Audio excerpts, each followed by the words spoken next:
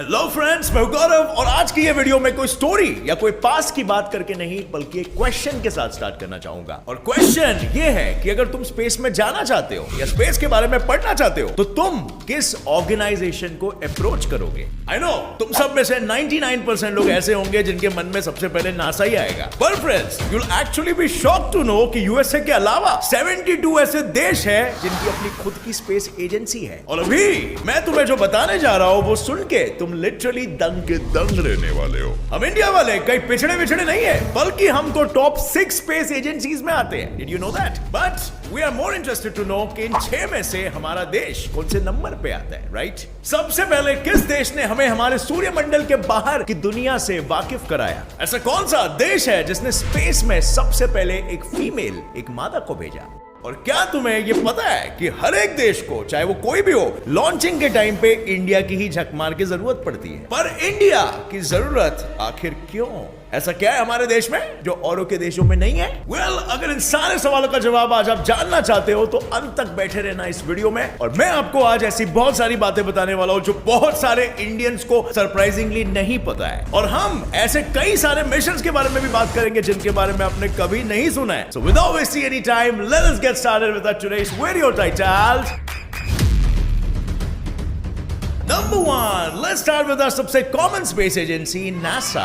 NASA यानी national aeronautics and space administration, ये एक यूएसए बेस्ड ऑर्गेनाइजेशन है जो 1958 में स्थापित किया गया था। और तब से लेके आज तक इसने कॉस्मोलॉजी के फील्ड में ऐसे झंडे गाड़े हैं कि बाकी देशों की बैंड बजाकर ये सीधा टॉप पर आ गया। ये ऐसा इकलौता एजेंसी है जो 1972 में भी जुपिटर और सैटर्न जैसे कंप्लीटली अनडिस्कवर्ड एक्सोप्लैनेट्स पे जाके आया। और इसके अलावा NASA was the first organisation जिसने हमारी इंसानी सभ्यता को सबसे पहली बार सूर्यमंडल के बाहर की दुनिया दिखाई। कॉस्मिक बॉडीज जैसे अनगिनत गैलेक्सी, स्टार क्लस्टर, सुपरनोवेज और नेबुलेस जैसे मेगा स्ट्रक्चर से पूरी दुनिया को इन्होंने वाकिफ कराया। और अगर आज हम जानते हैं कि हमारे धरती के बाहर, हमारे सूर्यमंडल के बाहर भी एक दुनिया है, तो उसका क्रेडिट नासा के हबल स्पेस टेलीस्कोप को सबसे ज्यादा आता है। और ये है कुछ बेहतरीन नेबुलेस के फोटोज जो उसने हमें भेजे हैं। द हीलिक्स नेबुला और the eagle nebula. Beautiful, right? Friends, as you may know it, America वो सबसे पहला देश है जिसे सबसे पहले इंसान को चांद पे भी भेजा था। मैं बात कर रहा हूं नील आर्मस्ट्रांग की, जिसने चांद की सतह पे अपना पहला कदम रखा था और यूएसए का झंडा गाड़ा था।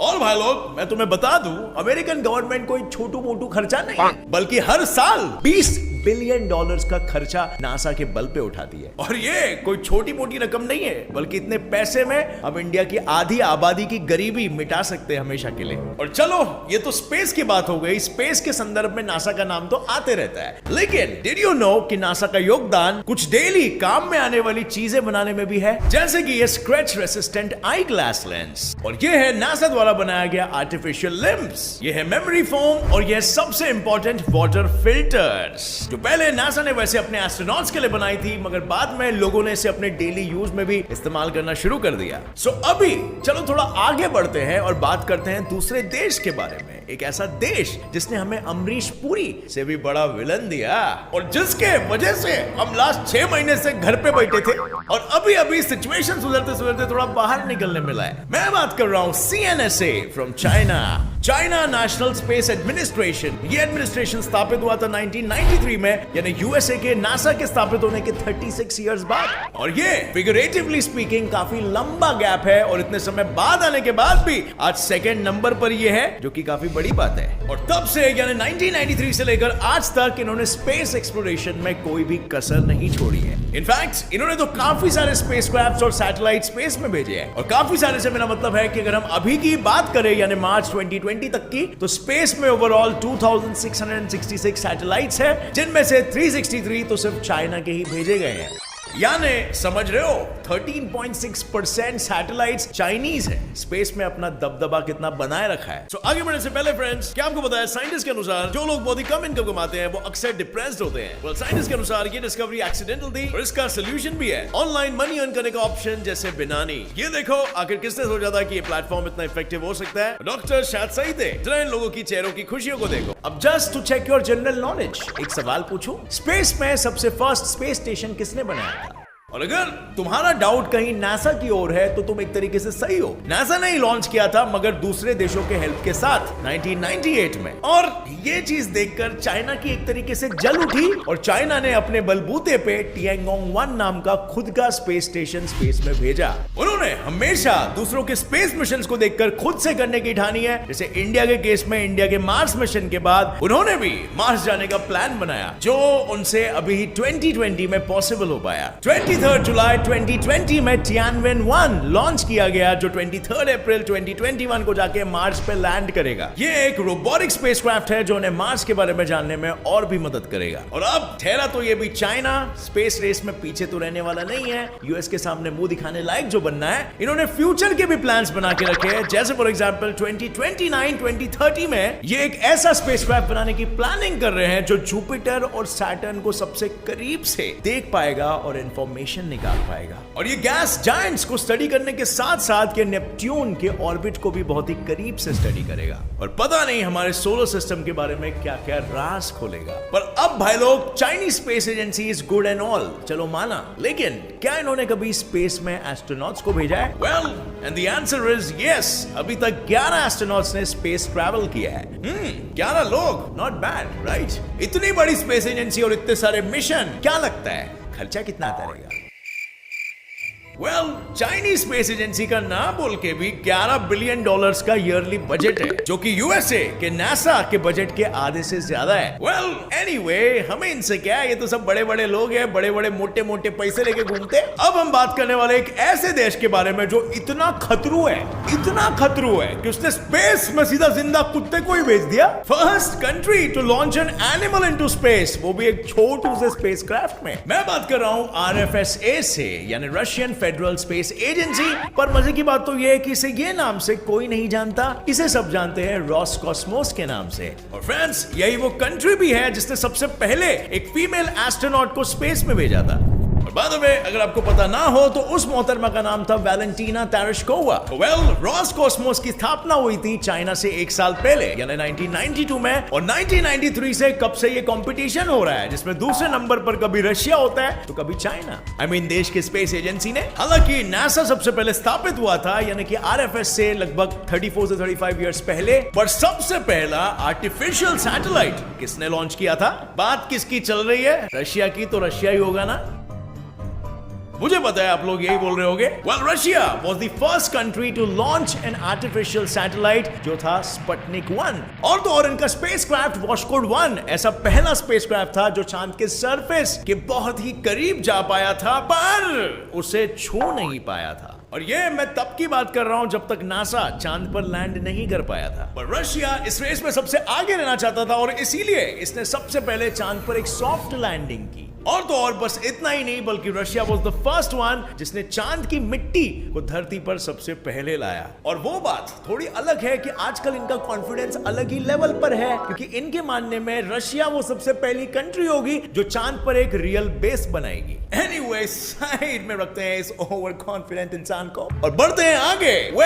ऐसा कौन सा देश है जिसके स्पेस एजेंसी ने सबसे पहले अटेम्प्ट पर मार्स पर हमें पहुंचा दिया? हमें से मेरा मतलब है हमारे देश को। Let's get facts technically right. NASA जैसे इतने बड़े स्पेस ऑर्गेनाइजेशन को भी 2 अटेम्प्ट लगे और यहां पर इन्होंने फर्स्ट अटेम्प्ट पर ही मार्स पर अपना स्पेसक्राफ्ट सॉफ्ट लैंडिंग करके दिखवाया। अभी तुम लोगों में से जो भी स्पेस एंथुसियास्ट है, इतू से भी अगर स्पेस एंथुसियास्ट हो तो तुम्हें यह मालूम पड़ गया होगा, मैं बात कर रहा हूं इंडिया की। इंडिया के इसरो ने सबसे पहला Mars mission Mangalyaan 1 first try में ही अचीव कर लिया, वो भी सिर्फ $75 मिलियन के बजट में। और कंपैरिजन के तौर पे यूएसए की एक Hollywood movie guardians of Galaxy he $170 million में बनी थी। मतलब सोचो, $170 मिलियन में यहां पर एक मूवी बनती है और $75 मिलियन में हम स्पेस घूम के आते हैं। भाई डीएसएलआर लेके जाते तो वहीं पर मूवी बना के भी आ जाते। और फ्रेंड्स, जैसे कि मैंने आपको पहले भी कहा था कि हमारा इंडिया कोई पिछड़ा विछड़ा नहीं है, बल्कि हम टॉप 5 में आते हैं। इसरो यानी इंडियन स्पेस रिसर्च ऑर्गेनाइजेशन स्थापित हुआ था 1969 में, जो कि रशिया और चाइना से भी पहले था। मतलब हमारे पास स्पेस टेक्नोलॉजी इन देशों से भी पहले से थी। और अभी आपको पता चल रहा होगा कि टॉप 5 में हमने अपनी जगह जगह ऐसे वैसे नहीं बनाई है। और अभी अगर हम बात करें कि सारे देशों को, दुनिया के सारे स्पेस एजेंसीज को इंडिया की जरूरत क्यों पड़ती है, जैसे हमने इंट्रोडक्शन में बोला था, वो इसीलिए क्योंकि हमारे पास दुनिया की सबसे बेहतरीन लॉन्चिंग व्हीकल्स है। जानना चाहते हो वो कौन है? PSLV रॉकेट्स, नाम तो सुना ही होगा। हमारे ये रॉकेट सबसे किफायती रॉकेट्स है, लाइक लिटरली हमें सिर्फ $54 मिलियन चाहिए एक स्पेस लॉन्च के लिए, और इसीलिए दूसरी सारी कंट्रीज हमारे पास आती है अपने सैटेलाइट्स को लॉन्च करवाने। पर हमने क्या सिर्फ इतना ही उखाड़ लिया क्या? ऐसा नहीं है भाई लोग, हमारे नाम पर एक वर्ल्ड रिकॉर्ड भी है। हमने एक साथ 104 सैटेलाइट स्पेस में लॉन्च करके दिखाया, और यहाँ पर सारे सैटेलाइट्स दूसरे बड़े बड़े देशों के थे, जैसे USA और UAE, क्योंकि उन्होंने हमें लॉन्च करने कहा था। और अभी तक as you may know it, ये चीज कोई और दूसरी स्पेस एजेंसी नहीं कर पाई है। इसके अलावा हमने चांद पे वाटर भी ढूंढा था, उसके बारे में सुना था आपने, बहुत न्यूज में चर्चा हो रहे थे। 2008 में चंद्रयान 1 मिशन के चलते प्रूव किया गया कि चांद पे water in form of ice मौजूद है, और हम ऐसे 4th कंट्री है जिन्होंने चांद पे सॉफ्टली लैंड किया, और हमारे astronaut Rakesh Sharma was the first Indian to travel in space. पर यहां पर सवाल यह आता है, क्या दूसरे बड़े बड़े देशों की गवर्नमेंट की तरह हमारे देश की गवर्नमेंट भी इसरो पे बहुत ज्यादा पैसे खर्च करती है? बजट आपको बताता हूं और फिर आप खुद ही अंदाजा लगा लो। USA का बजट है 20 बिलियन, चाइना का बजट है 11 बिलियन, और इंडिया का बजट है 1.5 बिलियन। और देखा जाए तो इसी किफायती बजट की वजह से ही हम फोर्स हो जाते हैं हमारा दिमाग वापरने के लिए, ताकि हम नए नए जुगाड़ कर सके और पैसे बचा सके, और फिर वो जुगाड़ पूरे दुनिया के साथ शेयर कर सके। Interesting, right? लेकिन जब हम टेक्नोलॉजी की बात करते हैं तो वर्ल्ड लीडर्स में कुछ ऐसे देश आते हैं जैसे जापान, राइट? जापान हमेशा से हमें पता है टेक्नोलॉजी लीडर रहा है, but what about this case? When it comes to space research हम जापान से भी आगे हैं। इनफैक्ट जापान तो टॉप 5 में भी नहीं आता है। बिल्कुल फ्रेंड्स, हम बात कर रहे हैं जापान के JAXA की, जो कि अनफॉर्चुनेटली 6th पोजीशन पर आता है। बट व्हाट अबाउट एक बहुत ही talked about space research organisation, European Union की ESA, जिसका नाम आपने नासा के साइड बाय साइड कई बार सुना होगा। ESA का योगदान क्रिकेट ग्राउंड पे खड़े अंपायर की तरह होता है, जो कि मैच में ज्यादा कुछ योगदान तो नहीं करता, लेकिन हर एक प्लेयर को इसकी जरूरत है। ESA यानी यूरोपियन स्पेस एजेंसी, ये स्थापित हुआ था 1975 में, पर ये इंडिया से पीछे क्यों रह गया? क्या इनसे कभी कुछ खास नहीं किया गया? अरे इनके ज्यादातर मिशन तो वो थे जो पहले ही हो चुके थे, जैसे कि मून मिशन या फिर मार्स मिशन। पर उन्होंने एक ऐसा कदम उठाया जो किसी ने भी करने की कभी भी नहीं सोची थी। इन्होंने एक ऐसा स्पेसक्राफ्ट बनाया जो हमारे सूर्य मंडल के दूसरे ग्रह के काफी नजदीक जा सकते थे, और उस पे सूर्य की किरणों का ज्यादा असर भी नहीं होगा, और वो है दी वीनस एक्सप्रेस। ये वो स्पेसक्राफ्ट है जो वीनस के काफी नजदीक जाएगा और उसके वायुमंडल की जानकारी ला के हमें देगा। ये स्पेसक्राफ्ट नवंबर 2005 में लॉन्च हो गया, और उसने हमें काफी सारे वीनस के इमेजेस दिए, वहां के तापमान और वायुमंडल की जानकारी देकर। पर 2014 में यूरोप उस सैटेलाइट से कांटेक्ट खो बैठा, और आज वो कहीं पर स्पेस डीब्रीज बनकर रह गया है। पर इनका एक फ्यूचर मिशन जो मुझे पर्सनली बहुत ही ज्यादा फैसिनेट करता है, वो है द स्पेस क्लियर मिशन। और ये इतना फैसिनेटिंग क्यों है बताओ? क्योंकि इसमें ये लोग ऐसे रोबोट्स बनाएंगे जो स्पेस में जाके स्पेस डीब्रीज हमने फैलाए हैं उसे जमा करेंगे और फिर अर्थ पे दोबारा लेके आएंगे, ताकि वो रीयूज हो सके। वो सारा टन्स ऑफ मेटल स्क्रैप फिर से धरती पर आ जाएगा, और ऊपर हमारे सैटेलाइट्स को कचरे से टकराने का डर नहीं होगा। सो फ्रेंड्स, ये था हमारा सफर टॉप 5 स्पेस एजेंसीज का, एंड विद दिस एंड मैं तो बस सिर्फ यही बोलना चाहता हूं कि स्पेस एक्सप्लोरेशन में हर किसी का बहुत बड़ा योगदान हो सकता है। हम अगर हमारे देश को सपोर्ट करेंगे तो हमारे देश की स्पेस एजेंसी आगे बढ़ेगी, और जैसे कि आपने जाना हमारा देश वैसे भी पीछे नहीं है। इंडिया की कैपेबिलिटीज तो अलग लेवल पर है, because being a developing nation हमने स्पेस टेक्नोलॉजी में काफी सारे झंडे गाड़े हैं और बाकी दूसरे डेवलप्ड कंट्रीज को टक्कर दी है। और इसके अलावा हमने मंगलयान 2 और सूर्ययान 1 की तैयारी भी शुरू कर दी है, and by the end of 2023 हम इसे सक्सेसफुली लॉन्च कर दिए होंगे। और ऐसे कई सारे मिशंस के चलते हो सकता है कि हम इन फ्यूचर नंबर 3 या नंबर 2 पे आ जाए, और अगर ऐसा हो सका तो क्या लगता है आपको कितने साल लग जाएंगे? With this question, I leave this video over here.